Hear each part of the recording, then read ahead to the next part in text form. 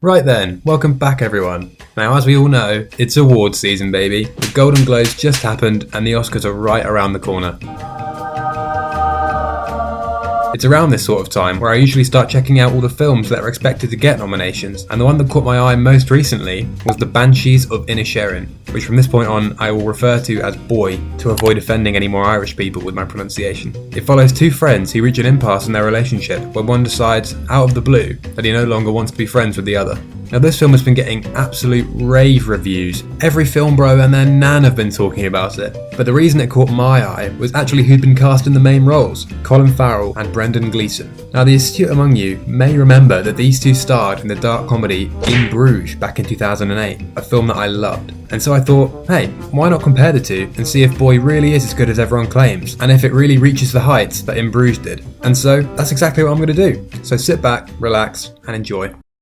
I'm going to start with In Bruges, seeing as that's the benchmark we're comparing Boy to. In Bruges is about two hitmen, Ray and Ken, who are hiding out in Bruges after a job gone wrong and are awaiting instructions from their ruthless boss, Harry, played by Ralph Fiennes. The dynamic between Ray and Ken is very amusing. Ken is older than Ray and seemingly much more level-headed. He wants to go out and enjoy the culture and beauty that Bruges has to offer, whereas Ray can't imagine anything worse. He is miserable and makes it very clear that Bruges is the last place in the world he wants to be. If I'd grown up on a farm and was retarded, Bruges might impress me, but I didn't, so it doesn't. Ray is also not a particularly stable individual. With every interaction he has, you're never quite sure what he's going to do or say next, and as a result, he is the catalyst for basically everything that happens in the whole film. What exactly are you trying to say?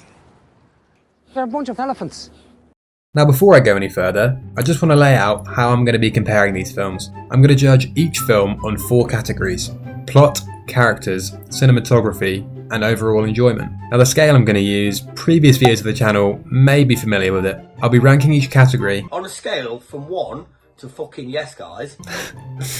That literally never gets old. Totaling these will give an overall score for each film, and whichever has the highest score is the unequivocal winner, and no one can tell me otherwise. Right, now that's all the admin done, I'll continue. As I was alluding to earlier, every scene with Ray just had me hooked. Colin Farrell's performance was exceptional. I was hanging on to his every word. The dialogue in the film is brilliantly written and performed. Just simple conversation between Ray and Ken felt exciting, a lot of which I think is down to the chemistry between Brendan Gleeson and Colin Farrell. They work so well together and their relationship is so authentic and believable. As the story progresses, the duo encounter plenty of twists and turns that put this relationship to the test, and the final scenes when Harry himself arrives in Bruges are some of the best in the film. The film's also very funny in places. The scene that comes to mind is when Ray is at the restaurant with the girl he meets, and after a few choice words with the diner next to him, proceeds to just fucking spark him out, and then continues shouting abuse at him while unconscious. Myself and my girlfriend having to breathe your friend's cigarette smoke. Tell me, how's saying? That's for John Lennon, you Yankee fucking A bottle! Now don't bother. Alongside from this, it explores themes of guilt, redemption, and the consequences of violence. And to top it off, the ending for me is just perfect.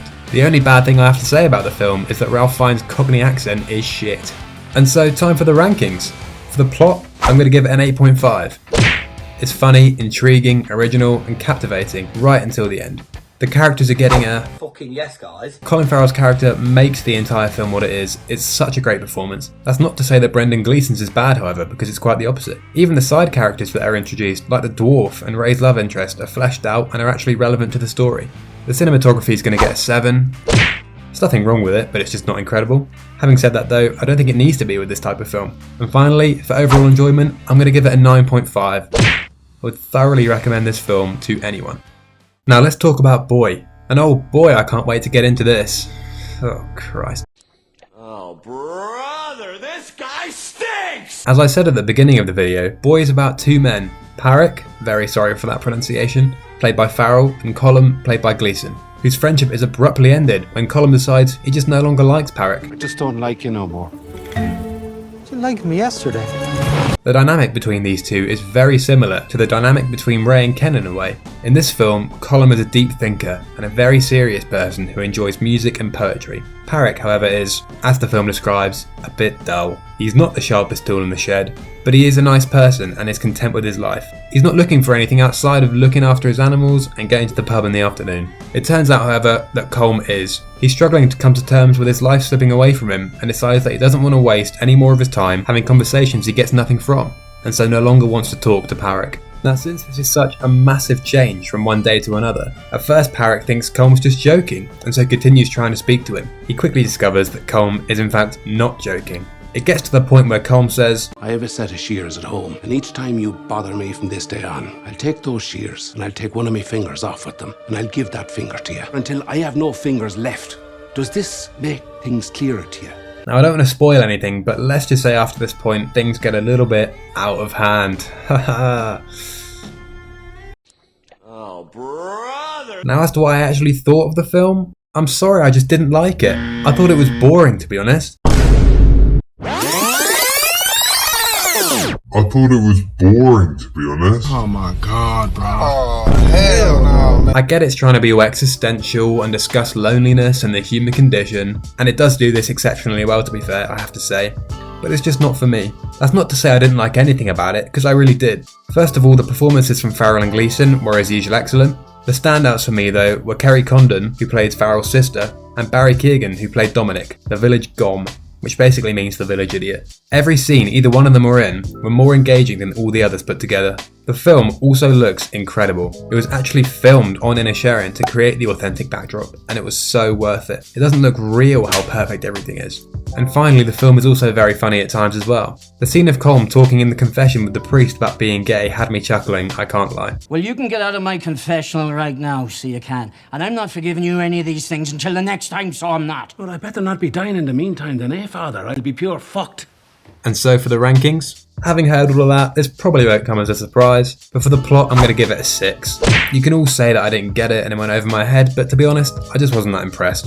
For characters I'll give it a 7. A lot of interesting and varied performances throughout the film, and I wouldn't at all be surprised to see some Oscar nominations for Kerry Condon and Barry Keoghan. Cinematography gets a 9 easily. It's a visually stunning film and no one can argue with that. And finally, enjoyment, I'm giving it a 3. I can appreciate that it's an objectively good film, I just didn't get as much out of it as seemingly a lot of other people did. And that means the final scores are 25 out of 40 for Boy, and a whopping 35 out of 40 for In Bruges. So that settles it. In Bruges is clearly the superior film. If you've disagreed with anything I've said in this video, comment down below and I'll see you in court. And with that, we've reached the end of the video. I really hope you enjoyed it. If you did, why not check out this other video I made where I talk about Netflix's new series, 1899.